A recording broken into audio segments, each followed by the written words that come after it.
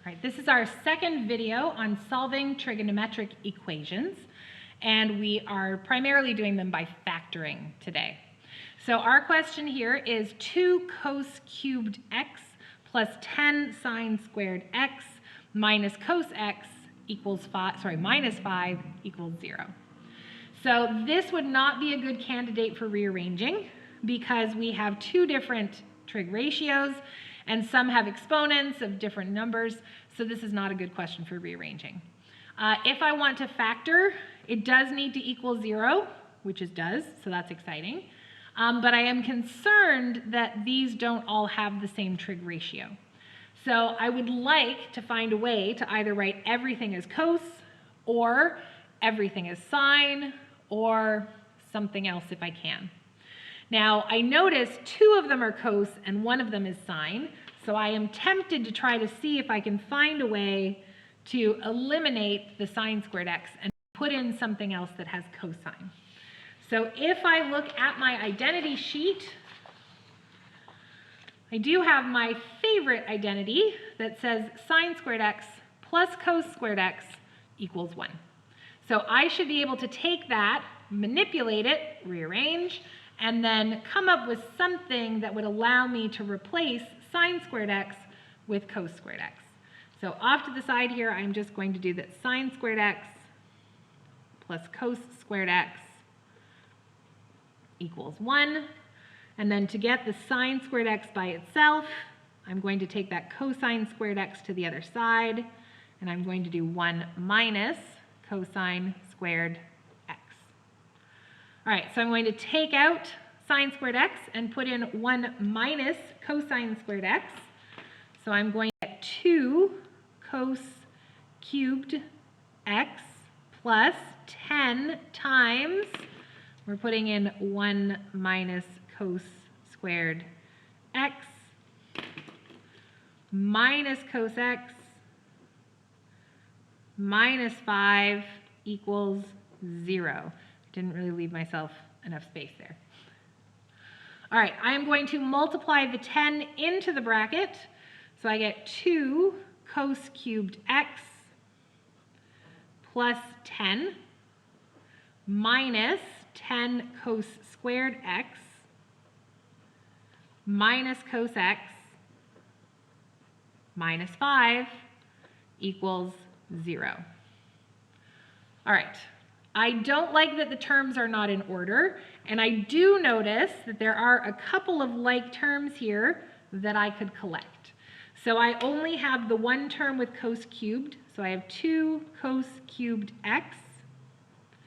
I've got 10 minus 10 cos squared x. I've got a minus cos x, and then 10 take away 5 is 5. And then that equals 0. Okay, so now that I have it all in terms of cosine, I feel like we're set up a little bit better for factoring. Now, you have a choice. When you factor, you can factor with the cosine in place, or you can use variable replacement. On the last question, we just left the sine and the tan in. I think this time I'm actually going to do the variable replacement. So I am going to take out cosine x and let that equal a. If I do that, I get 2a to the power of 3 minus 10a squared minus a plus 5 equals 0. Now, if I want to factor this, which I do, it has 1, 2, 3, 4 terms. So I look first for a common factor. I do not see one. And then I would try grouping. Now, if grouping works, it will save me a lot of time, so it is always worth checking. And if it doesn't work, I will simply erase and then go back. So I'm going to group together the first 2 terms and the last 2 terms. The first 2 terms both divide by 2. They both have an a. Smallest exponent is a squared. I would need to multiply 2a squared by another a to get 2a cubed. I would need to multiply 2a squared by minus 5 to get minus 10a squared. The second pair don't appear to have anything in common, so I will take out a 1. I need the sign that's in between the terms to stay the same, so that's going to be a minus. I'm going to take out a 1. Minus 1 times a would give me negative a, and minus 1 times minus 5 would give me positive 5. Now, grouping works if these two brackets are the same. So since they're the same, I know that we're good, and I can continue factoring and do a minus 5 to a squared minus 1. If they hadn't been the same bracket, I would know that this was not the method to use. I would erase, and then I would try factor theorem. Now, I notice this is factored, but this one has a square, so I'm wondering if it would factor further. I notice it has a squared, that's a perfect square. 1 is a perfect square. There are 2 terms and they're being subtracted, so it looks like a difference of squares, but 2 is not a perfect square. So I think I'm going to leave it, and I am not going to try to factor it. And I think at this point, I have a choice. I can either solve using the a, or I can solve after I put the cosine back in.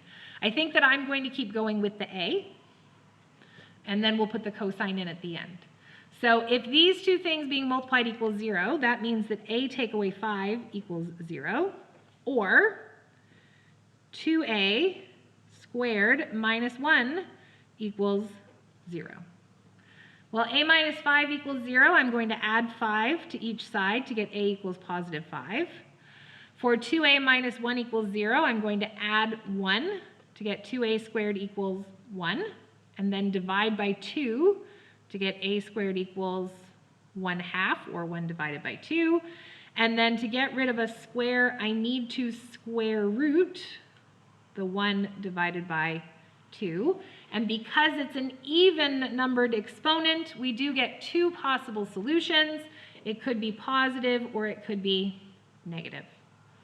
Now the square root of 1 I know is 1.